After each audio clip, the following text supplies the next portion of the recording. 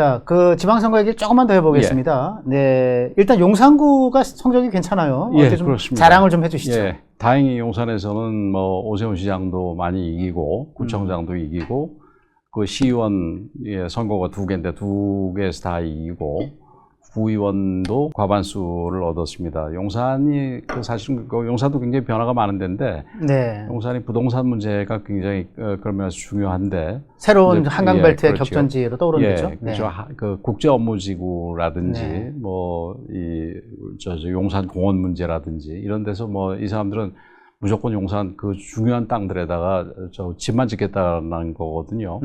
그런 부분들이 그러니까 재개발 재건축이라든지 이런 통상적인 루트가 아니라 네. 다른 데 더 중요한 용도에 쓸 때다가 무슨 집 짓겠다 그러면 그런 부분에 대해서 굉장히 좀 비판적으로 생각을 하셨던 것 같고 네. 그런 부분이 특히 이번에 그 용산에서 승리할 수, 뭐 물론 우리 후보들이 좋아서 그랬습니다만은 네. 네. 승리할 수 있는 요인이었다 이렇게 생각을 네. 합니다.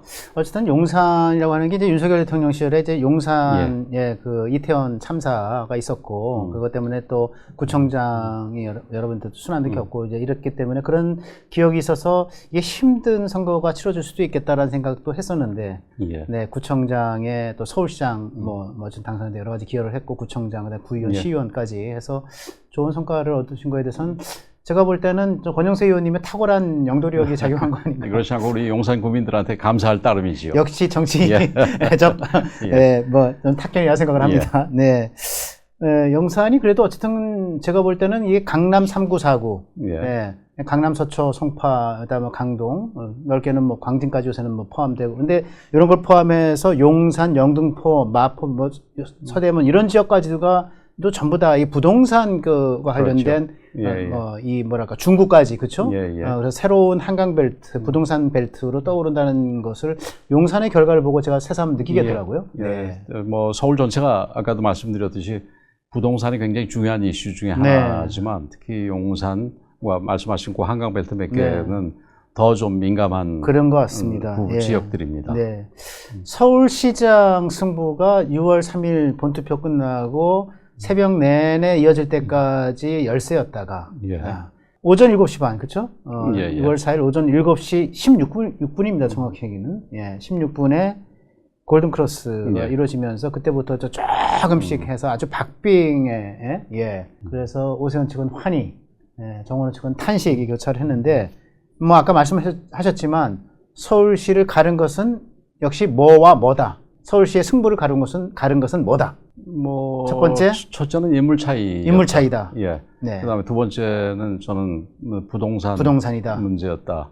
하나 더 들면 공소 취소 같은 공소 취소와 그 뭐 스타벅스라든가 이런 이재명 대통령의 우리 국민들의 그러니까 감정 내린 정서와 반하는 그런 주장들, 이런 것들이 영향을 줬다 이렇게 생각을 합니다. 지금 의원님의 말을 들으면서 결국은 이제 인물 대결은 변론으로 하고 직접적 영향을 미친 또 다른 이제 이 그 외부 요인으로서 부동산 요인과 공소 취소 등 정치적, 그렇죠. 감정선을 건드리는 요인이 있는데. 부동산 문제, 전 선거라고 하는 것은 막판으로 가면 역시 분노.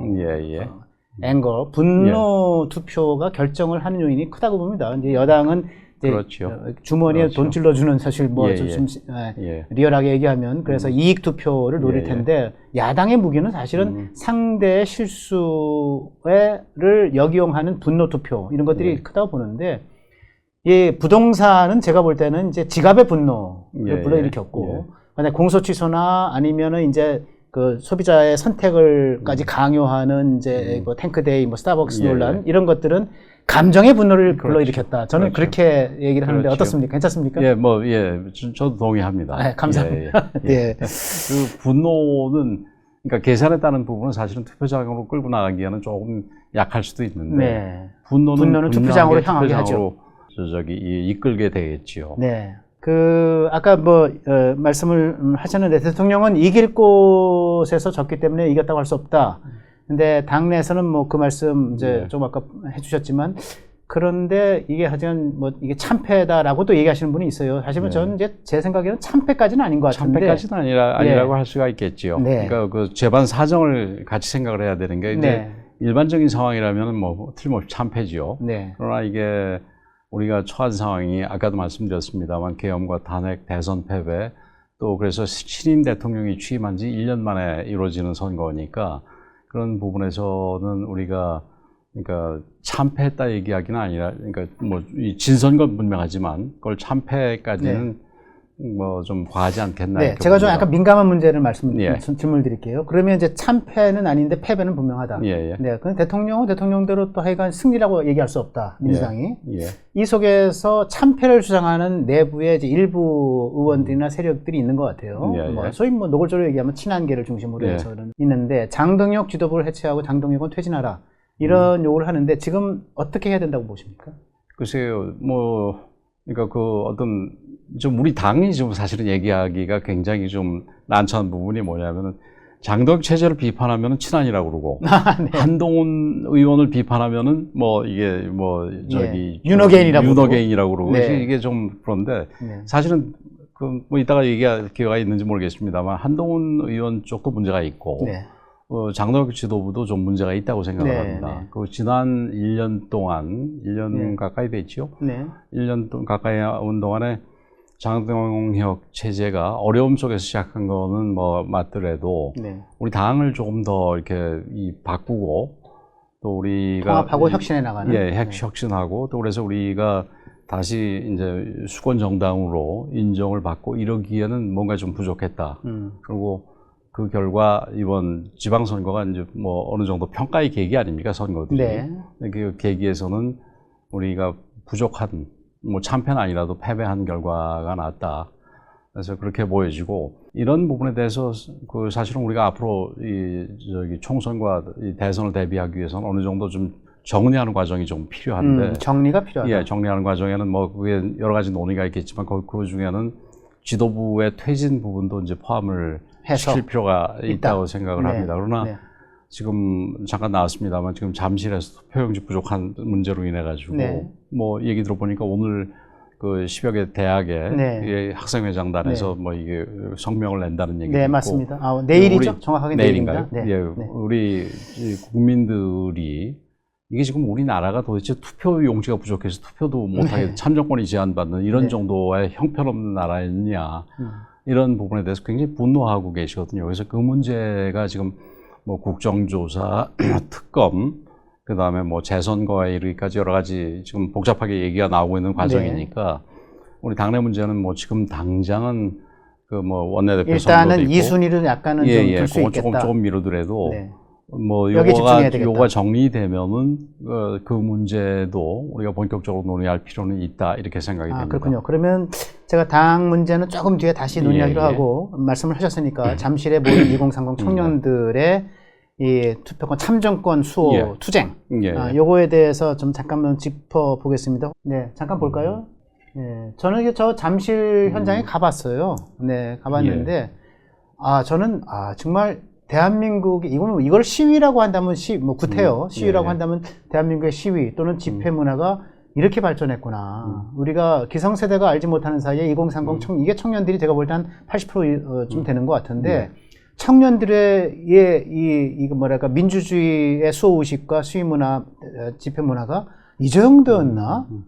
잃어버린 세대라고 2030을 얘기했잖아요. 근데 제가 보니까 이거 각성 세대예요. 깨어난 세대고 민주주의, 참여민주주의와 기본 자유민주주의를 지키는 새로운 각성된 세대로서의 자발적인 운동이라는 면모가 보이더라고요.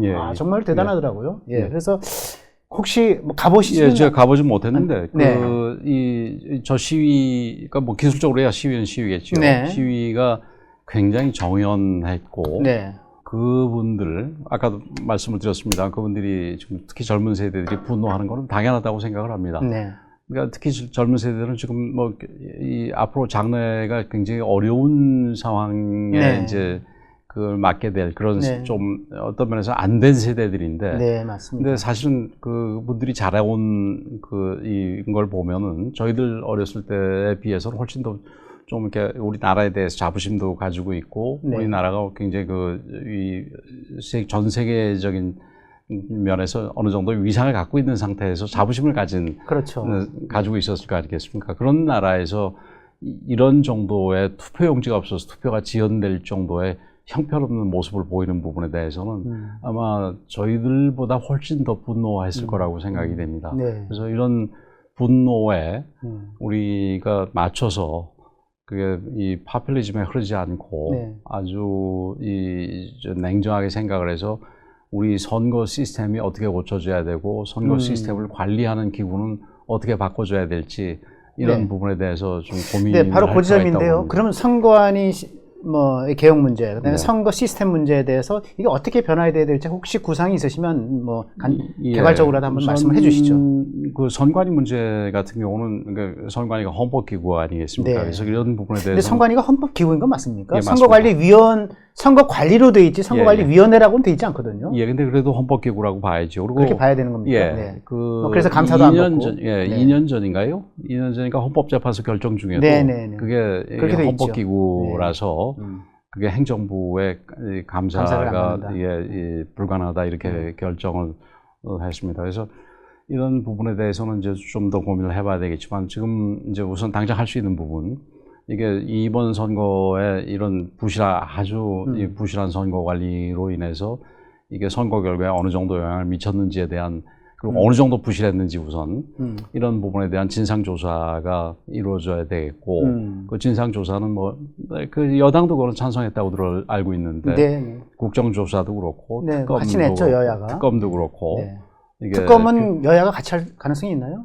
그건 아직 모르겠습니다. 근데 이제 특검 부분은 반드시 필요한 게 사실 저는 뭐 이렇게 이 정치 과정에 대해서 이 수사기관이 들어와서 뭘 수사하고 사법적으로 가고 이런 거에 대해서 바람직하다고 생각하지는 않는데 않지만 네, 이번에 중앙선관위와 관련된 이 투표 부실 문제는 이게 국정조사만으로는 우리가 자료를 온전하게 확보하기가 어렵습니다. 네. 그래서 이 수사기관의 압수수색 권한을 통해서 이제 확보를 해야 되기 때문에 특검이 뭐 일반 경찰 검찰은 지금은 믿을 수가 없는 상황이고 이런 부분에서는 그 특검이 반드시 필요하다 이렇게 생각이 되고 그래서 진상조사 결과에 따라서 지금 그게 뭐 재선거가 필요하다면 재선거도 우리가 문을 열어놓고 가야 되고 뭐 그 결정에 따라야 된다고 보는데 우리 당내에서는 또 그게 뭐 우리 당이 거기는 이긴 지역들이 좀 있고 서울시장도 우리가 이겼는데 그렇죠. 네. 이게 애매한 지점이 재선거를 있어요. 하는 게 주장하는 게 맞냐 이런 그 얘기를 하는 사람들도 있습니다만은 그리고 그걸 뭐 정치적으로 상대방 공격하기 위해서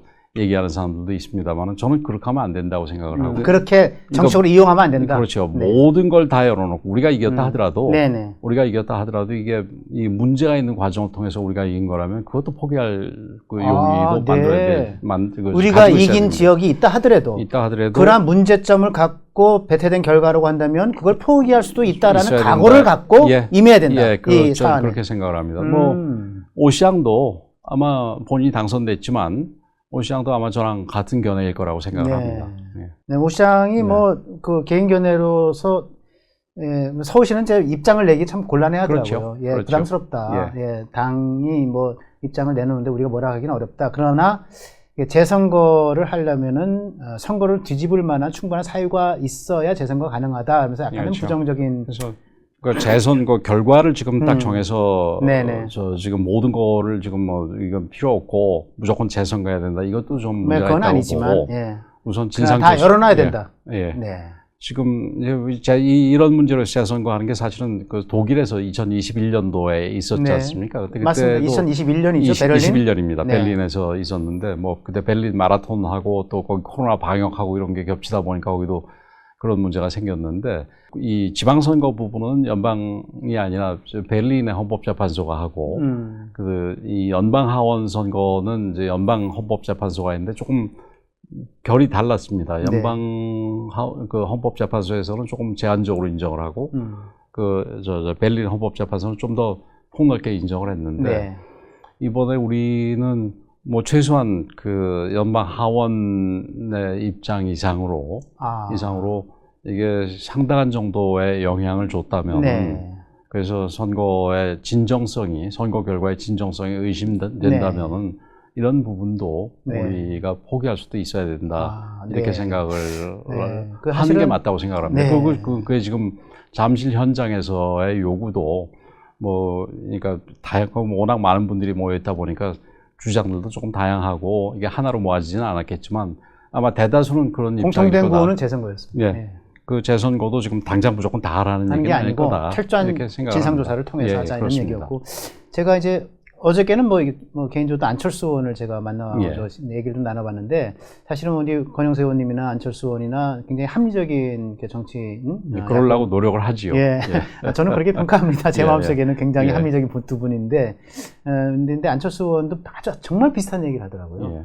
우리가 일부 지역에선 다 재선거를 하지 못하더라도 문제가 발생한 서울과 뭐 일부 지역이 있지 않습니까? 뭐 경남이라든가 뭐 등등의 일부 지역에서의 우리가 승리한 것을 포기할 수도 있다라는 생각을 갖고 재선거를 받아들일 수도 있는 정도의 이 생각을 의지를 갖고 이 사건을 임해야 된다, 이런 얘기를 하더라고요. 그래서 많이 인상적이었는데 똑같은 말씀을 하시니까 역시 합리적인 분들의 생각이나 비슷하구나 이런 생각이 드는데, 선거법도 좀 송가야 되는 거 아닌가요? 선거법. 저는 사실은 이번에 이제 제도적으로 고치는 거가 결국 문제가 될 텐데, 이번 재선거 여부도 중요하지만, 이게 무슨 뭐 일각에서는 감사원법을 고쳐가지고 이 중앙선관위가 통제받지 않는 무슨 우리가 참고적으로는 뭐 지난 부산북갑에서 이번 보궐선거에서 얘기는 한동훈 의원이 감사원법 선보겠다 이렇게 얘기했는데, 제가 볼 때 그거는 조금 아닌 것 같은데 어떻게 보세요? 그거는 법률가로서는 그거는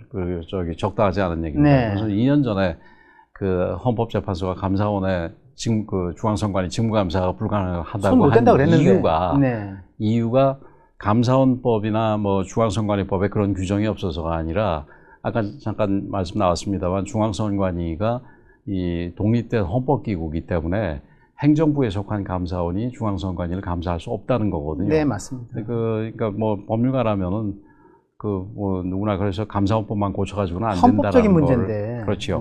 아마 챗GPT만 해봐도 아마 다 알 겁니다. 그래서 전 챗GPT 안 두들겨봐도 알겠던데. 그런 식으로 좀 얘기하는 거는 우리 국민들에 대한 예의가 저는 아니라고 생각을 하고, 그래서 우선 뭐 여러 가지를 고쳐야 되겠지만 이번 기회에 고칠 수 있는 부분은 사전선거 부분, 이 부분은 반드시 정말 그 얘기 하시는 분들은 많더라고요. 이거는 폐지를 할 필요가 있다고 봅니다. 폐지하면 그러면 어떻게 해야 되죠? 그러니까 우선 사전선거의 문제점은 지금 우선 선거 기간이 우선 한 뭐 2주 정도 되는데, 그나마 2주도 제대로 못하게 하고 한 일주일 만에 좀 투표를 할 수 있게 하는 거 아니겠습니까? 후보를 제대로 알 수 있는 시간적 여유도 없이. 그러니까 후보자 입장에서는 알릴 기회가 줄어지는 거고, 그 다음에 이 유권자 입장에서는 후보를 알 기회가 줄어드는 거 아니겠습니까? 그런 부분이 있고, 그리고 투표라는 게 사실은 어느 일정한 시점에 있어서 그 후보자와 그 정당에 대한 판단인데, 맞습니다. 이게 일주일 전과 사전선거 시점하고 본선거 시점에서 그 사이에 무슨 일이 벌어질 수도 있는 거고, 그게 불일치가 있을 수도 있는 부분이거든요. 그래서 이론적으로도 문제가 있다고 보여지고, 그래서 그것도 투표 관리 부분에 있어서도 문제가, 지금 이게 무슨 50%만 이 투표용지를 인쇄를 했는데 뭐 관리하는 데 문제가 있었는데, 이게 다 사실은 사전투표하고 상관이 있는 거 아니겠습니까? 그래서 사전투표의 도입 취지가 이게 그러니까 좀 더 많은 사람들이 투표할 수 있도록, 그러니까 투표를 독려하고 투표 참여율을 높이자, 이런 취지라면은 차라리 본투표를 이틀을 하게 하더라도 사전투표를 없애서 이 선관위의 부담을 줄이고, 그래서 그리고 또 이 사전선거로 인한 여러 가지 이론적인 문제점도 제거한 상태에서 투표 참여를 제고하는 게 맞다고 생각을 합니다. 그렇군요. 정말 의원님 말씀을 들으니까 참 명료해지는데, 저도 사실은 본투표를 좀 늘려야 되는 거 아닌가, 날짜를. 그런 생각을 갖고 있었는데, 저도 합리적인 뭐 반열에 좀 들어가는 건가요? 저는 평소에도 그렇게 생각하고 있습니다. 감사합니다. 서로 이렇게 상호주의적으로. 근데 사실 사전투표를 없애자는 얘기를 제가 벌써 한 2년 가까이 되네요. 그러니까 작년 초 하고 재작년 말부터 사실은 얘기를 했습니다. 근데 우리 그렇게 얘기를 하니까 이게 뭐 부정선거론자라고 누가 뭐 주장을 했던데, 이번에 잠실 이 문제하고 관련해서 우리가 분명히 선을 그어야 될 거는, 이게 잠실에서 얘기하는 분들이 지금 누가 좀 이상한 사람들이 뒤에서, 음험한 사람들이 뒤에서 조종을 해서 이게 투표 결과를 조작을 하고 뭐 이런 거가 이게 부정선거론자들로 돼 있는 거 아니겠습니까? 그게 뭐 우리가 졌을 때는, 그러니까 이제 우파 쪽에서 그런 분들이 좀 나오고, 그러니까 우리가 이겼을 때는 좌파 쪽에서 그런 얘기가 나와서 언제나 그 있어 왔는데 그건 뭐 사실이 아니라고 좀 과한 얘기라고 보고요. 네. 이번 잠실에서 주장하는 분들은 그런 차원은 전혀 네. 아니고 아주 극히 일부가 있을지 모르겠지만 저도 가봐서 아는데 전혀 아니고 대다수는 그렇지 않습니다. 이게 선거 관리에 정말 그 뭐 이게 있을 수 없을 정도로 부실한 선거 관리에 대해서 그로 인해서 자신들의 참정권이 이게 제한을 받고 침해를 당한 이런 부분에 대한 항의라고 생각을 하지. 이 부분들을 싸잡아서 뭐 부정선거론으로 모으는 분들도 뭐 일부는 있은 것 같습니다만 전혀 옳지 않다고 생각을 합니다. 그러니까 뭐 제가 오늘 제 허민의 정치 카페에서도 썼지만은 예. 유권자는 투표장에 갔는데 국가는 유권자를 맞이할 준비가 돼 있지 그렇죠. 않았던 겁니다. 그렇죠. 네, 국가의 부재를 얘기했던 거거든요. 그래서 우리 이재명 대통령께서는 그 투표하라면은 뭐 이상한 사람들한테 그러니까요. 투표를 받는다고 얘기하면서 투표하라고 그렇게 얘기를 해놓고 아이러니한 우리 국민들은 투표하러 갔더니 투표용지가 없었던 거 아니겠습니까? 맞습니다. 이거는, 자, 이제 시간이 많이 지났는데 그 당의 미래에 대해서 짧게 좀 질문을 드리고 짧게 답변을 해주시면서 한번 짚어보겠습니다. 부산 북갑에서 승리한 한동훈 의원 당에 들어와야 됩니까? 아니면은 들어와야 된다면 언제? 아니면 그리고 또 들어오기 전에 전제 조건은 뭐죠? 저는 뭐 지금 당장 들어오는 거는 옳지 않다고 생각을 합니다. 네. 그리고 뭐 본인도 당장 들어갈 생각은 없다고 얘기를 한 것 같은데 우선 그러니까 보수에 대해서 뭐 보수 개혁을 하고 새로운 보수를 만들어 가는데 본인이 앞장서겠다 얘기를 했는데 이 당원 게시판 문제는 사실은 그 익명성 뒤에 숨어서 자기 당의 대통령을 그것도 좀 이게 비열한 언어로 공격을 했다라는 부분은 그건 보수의 품격과 전혀 맞지 않는 부분입니다.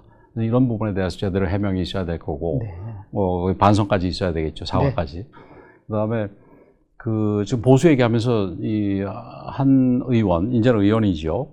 한 의원이 보수의 어떤 나아갈 길이라든지 보수가 어떻게 바뀌어야 될 이 부분에 대해서 설명한 거에 대해서는 제가 한 번도 들은 바가 없고, 그러니까 계속해서 주장하는 게 계엄을 해제하는 데 앞장섰고 그 탄핵을 만들어냈다. 그렇게 얘기하고 거기에 대해서 조금이라도 무슨 얘기를 하면 당신은 계엄에 찬성하고 탄핵에 반대하는 거냐 이런 식으로 몰아갔습니다. 그리고 많은 경우에 우리 당의 대다수 분들을 그러니까 일종의 내란 세력으로 얘기했단 말이에요. 그게 가장 아프죠. 그래서 이런 부분들은 우리 당에 지금 이게 이제 내란이 여부도 뭐 나중에 최종적으로 판결에 의해서 결정이 되겠고 아직은 결정이 안 됐습니다만은 그 탄핵에 대해서 뭐 반대하고 이런 사람들이 뭐 제가 알기로는 거의 없는데 뭐 있을 수는 있더라도 극히 일부고 전체적으로는 헌법재판소 결정을 존중하고 계엄은 잘못됐다는 부분에 대해서는 뭐 다 동의하는 거 아니겠습니까? 그래서 이런 부분들 이럼에도 불구하고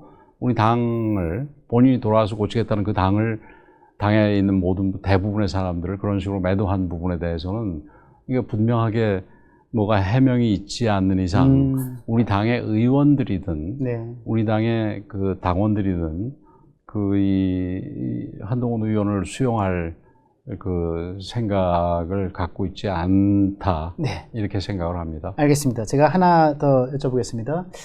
차기 원내대표, 그죠? 내일이죠? 선거가? 의원들의 선거로 뽑히는데 지금 김도읍, 성일종, 그리고 정점식 3파전입니다. 자, 전망은 어떻게 하시는지 내일이 하루 앞이기 때문에 사실 돗자리 가기가 좀 어려운 측면이 있는데. 그 사실은 원내대표 선거 같이 이 당내 선거가 제일 어렵다는 거 아닙니까? 그리고 특히 유권자들이 그 의원일 경우에 더욱더 어렵다고 그러는데. 그리고 지금 이렇게 전망을 하는 게 적절하지는 않은 것 같아요. 의원으로서. 그러니까 뭐 저도 유권자인데 적절하지는 않을 것 같고 뭐 제가 세 분들 다 알지만 세 분 다 이 장점이 많은 분들이고 근데 그분들이 지금 앞으로 굉장히 험난한 그 길이 남아 있는데 이거를 잘 이끌어가기 위해서는 정말 고민도 많이 하고 그래야 될 거라고 생각이 됩니다. 우선 당장 어저께 그 이재명 대통령의 기자회견장에서 얘기됐던 것처럼 공소 취소 특검 나올 거 아니겠습니까? 그 외에도 뭐 여러 가지들이 많을 겁니다. 정말, 지금 뭐 저 사람들 내란이라고 얘기하는 그 특검이 벌써 지금 몇 차례 하고 있는지 모르겠는데 지금 네 번째 특검인가 그렇지요.